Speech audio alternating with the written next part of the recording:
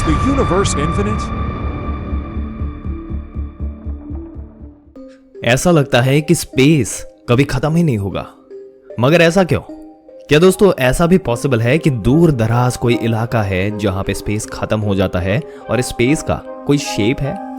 और हमारे वैज्ञानिक हमारे सौर मंडल के, हमारे ब्रह्मांड के दूर दराज के इलाकों में खोजबीन कर रहे हैं, क्योंकि वो हमारे स्पेस का शेप का पता लगाना चाहते हैं। और दोस्तों, जब हमारे वैज्ञानिक ये खोजबीन शुरू करते हैं तब उन्हें ऐसी चौंकाने वाली रहस्यमयी बातें जरूर पता चलती है, क्योंकि वो इतने दूर तक इतने एफर्ट डाल के हर एक चीज समझने की कोशिश करते हैं और उनको ऐसी मिस्टीरियस एक जगह मिलती है जहां ब्रह्मांड न सिर्फ खत्म होता है बल्कि उसके बाहर भी कुछ छिपा बैठा है, शायद एक बिल्कुल अनजान वो जगह है। दोस्तों, आपने सोचा होगा कि कई बार हमारे सामने एक बिल्कुल नया आइडिया आता है और वो हमारे अपने वजूद के बारे में ही हमारी सोच बदल देता है। 1543 में निकोलस कोपरनिकस ने साबित कर दिया है कि पृथ्वी ब्रह्मांड के सेंटर में नहीं है, और 1920 के दशक में एडविन हबल ने देखा कि ब्रह्मांड की सारी गैलेक्सीज से एक दूसरे से दूर भाग रही है, जिससे ये कहा जाने लगा कि हमारा ब्रह्मांड हमेशा ये नहीं था, बल्कि वो एक जबरदस्त विस्फोट से पैदा हुआ था, बिग बैंग से। अब एक और बहुत बड़ा बदलाव सामने आने वाला है। हम बड़े लंबे समय से यही मान रहे हैं कि ब्रह्मांड साइज में इनफाइनाइट है, मगर अब कुछ कॉस्मोलॉजिस्ट मानने लगे हैं कि ब्रह्मांड इनफाइनाइट नहीं है। कुछ तो ये भी मानते हैं कि उसकी एक शेप जो है वो शेप में अवेलेबल है। अगर हमें सचमुच ब्रह्मांड का छोर मिल गया तो हमारे सामने एक बड़ा ही मुश्किल और चौंकाने वाला सवाल जो है वो खड़ा होगा कि आखिर उस छोर के बाद क्या है। दोस्तों, एक समय ऐसा था जब स्कूल से मैं घर लौटते समय अक्सर एक दीवार के पास से गुजरता था। वो मेरी लंबाई से दुगनी ऊंची थी, मैं उसे पार नहीं कर सकता था, उसके आसपास नहीं देख सकता था, पर मुझे वहां पर हर बार कोई अजीब सी आवाज सुनाई देती थी। मेरा दिमाग यही सोचता था कि उसके पीछे क्या हो सकता है, और उस समय मैं अपने कान दीवार से सटाकर अंदाजा लगाता था कि आवाजें किसकी हो सकती है, मगर मुझे कभी पता नहीं लगा। और ये हैरान कर देने वाला जो समय था वो इस तरीके से था। बट धीरे धीरे मैं बड़ा हुआ और फिर उसके आर पार देखने के लिए मैं रेडी हुआ, मैं दीवार पे चढ़ पाया।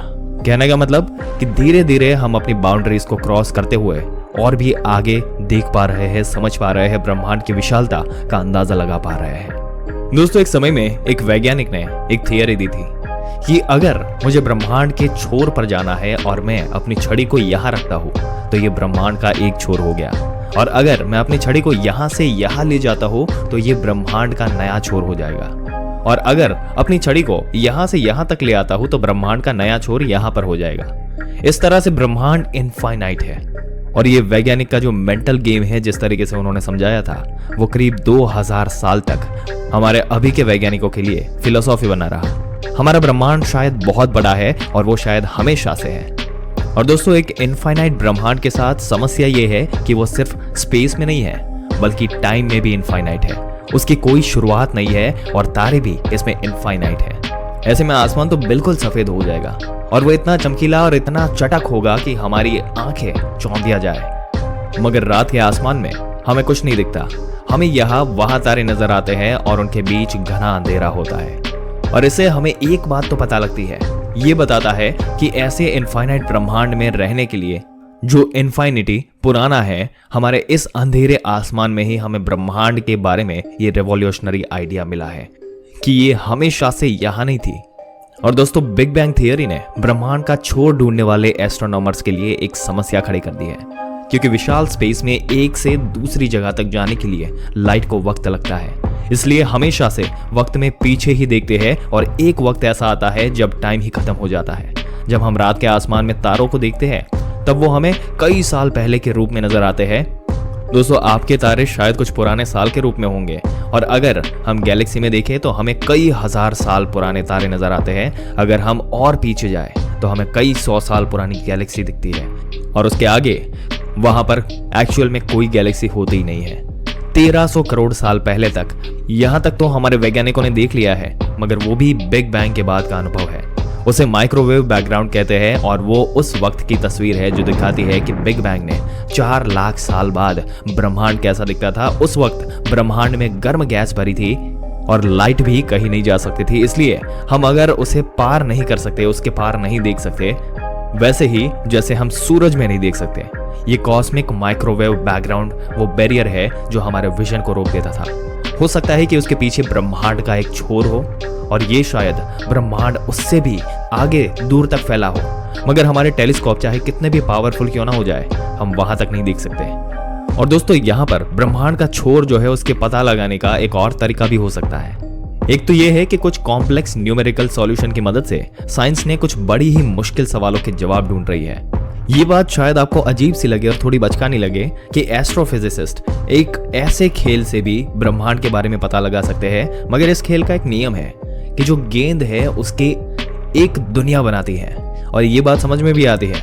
इसमें अगर आप ऊपर से बाहर निकलते हैं तो नीचे से फिर से अंदर आ सकते हैं, या फिर बाई ओर से निकलते हैं तो दाई ओर से अंदर घुस सकते हैं। और इसी नियम से वो स्पेस बनता है जिसमें हम खेल रहे हैं, एक फाइनाइट स्पेस। हम मानते हैं कि ब्रह्मांड के लिए भी कुछ ऐसा ही नियम है। आज कुछ साइंटिस्ट का ये भी मानना है कि अगर हमारा ब्रह्मांड फाइनाइट है तो उसके छोर भी आपस में जुड़े होंगे, और तो पूरा ब्रह्मांड भी एसोराइड्स के विशाल गेम जैसा होगा।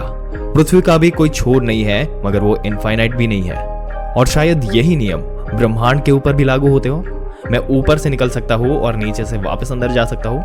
और दोस्तों, इसको लपेटने और इसके छोर को चिपकाने के बाद ठीक ऐसा ही हो सकता है। और शायद ऐसा भी पॉसिबल है कि अगर हम इस ब्रह्मांड के अंदर रहते हैं तो उसके बाहर नहीं जा सकते। हम अपनी 3 डायमेंशनल ब्रह्मांड के बाहर कोई और डायमेंशन देख ही नहीं सकते। उसे समझ पाना बहुत ही मुश्किल है, या फिर हमारे दिमाग के बस की बात अभी तक नहीं है। मगर हम यहाँ पर भी वो गेम के अगर नियम लागू करें तो फिर हमें तीनों डायमेंशन के 3 नियमों के साथ एक और नियम जोड़ सकते हैं। पिछले वाले हिस्से से बाहर निकलो और सामने वाले से अंदर आओ। अगर हम एक एस्ट्रॉयड क्यूब में रहते हैं तो उसके किनारों को पता लगाने का एक तरीका है, और उसमें हमें किसी स्पेसशिप में एक से दूसरे किनारे पर नहीं जाना होगा, बल्कि एक जगह खड़े रहना होगा और लाइट को ब्रह्मांड के चारों ओर से जाते हुए या मरते हुए देखना होगा। अगर मान ले कि ब्रह्मांड इस कमरे जितना बड़ा है और आप इसके बीच में हाथ में एक लालटेन लेकर खड़े हैं, हमारे पीछे से निकलने वाली लाइट एक दीवार से टकराकर दूसरी तरफ के कमरे से अंदर आ जाएगी। ऐसे में आपको अपनी पीठ की परछाई सामने वाली दीवार पर नजर आएगी। अगर आप दाईं ओर देखेंगे तो लाइट बाईं ओर से आती है और ऐसा लगेगा कि एक कमरा आईने में बदल गया। आप चाहे जिस दीवार पर देखेंगे आपको अपना ही अक्स नजर आएगा। जब हम रात के आसमान को देखते हैं तब हमें आईने वाला ये नजर नहीं आएगा। मगर दोस्तों, ब्रह्मांड इतना विशाल है कि लाइट को इसका चक्कर लगाने में 100 करोड़ साल से भी ज्यादा लग सकते हैं। स्पेस और टाइम का इतने बड़े पैमाने पर होना, इसका मतलब है कि हम शायद ही इसकी विशालता का अंदाज लगा सकते हैं। दोस्तों, आपके क्या विचार है ब्रह्मांड की इस अनंत गहराई के बारे में? अपने विचार हमें कमेंट करके जरूर से बताइएगा।